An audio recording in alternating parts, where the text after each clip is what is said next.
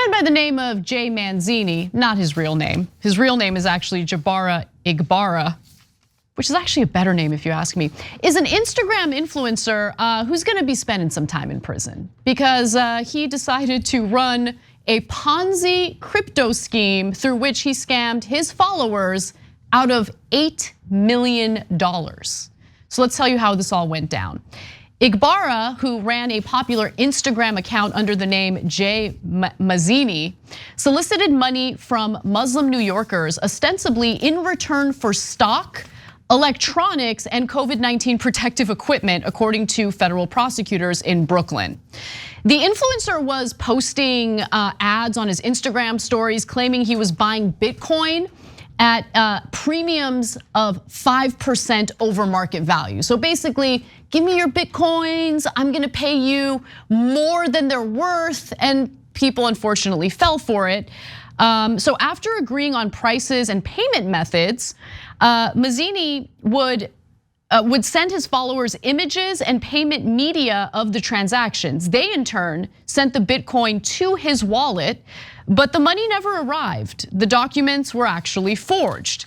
He also did this thing where he would show up at grocery stores and offer to pay for people's groceries to make it appear as though he was altruistic and also fabulously wealthy, to just give his followers this idea that no, he's the real deal. Look at how rich he is. He's paying for other people's groceries. There was even a video he put out where he's giving strangers wads of cash while he's standing alongside 50 Cent. And again, it was all a scam. So let me give you more details. He pocketed at least $8 million in the scam and blew all the cash on personal expenses and gambling, according to the feds. But he wasn't done just yet, he did more. He then launched a second scheme to repay apparent returns he had promised his victim by posting on the Instagram page that he would pay above market rate sums for cryptocurrencies. Igbara then sent his victims doctored images of wire transfers. I sent the wire transfer, it's on the way. Purportedly showing payment for the crypto. In reality, Igbara was stealing the currency. And yes, that was an Anna Delvey reference. How could I not? Yeah, so apparently this is like the oldest trick in the book, right? So I saw a movie on Netflix, Tinder Swindler.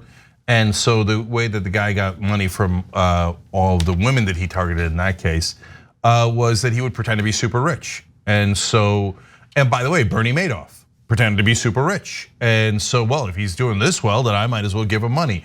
Almost every scam starts with, now look, I'm a prince in Nigeria and I'm really rich, but I'm gonna need your money first. Yeah, no, right? It's 100%. And by the way, I feel like there's a ton of this on social media, on YouTube, like the faux financial advisors. Don't take financial advice from randos on YouTube and social media. Especially if they're telling you about how great Bitcoin is and they have it covered, and all you have to do is just trust them. Look, it happens in every context. Like, so I like gambling.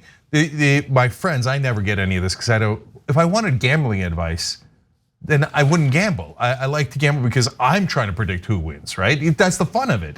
Anyways, my friends do it, and every time they're like, oh, sure winner. I got a sure winner, just give me money first and I'll tell you who's gonna win. Hey, if you're so sure, why don't you bet on it?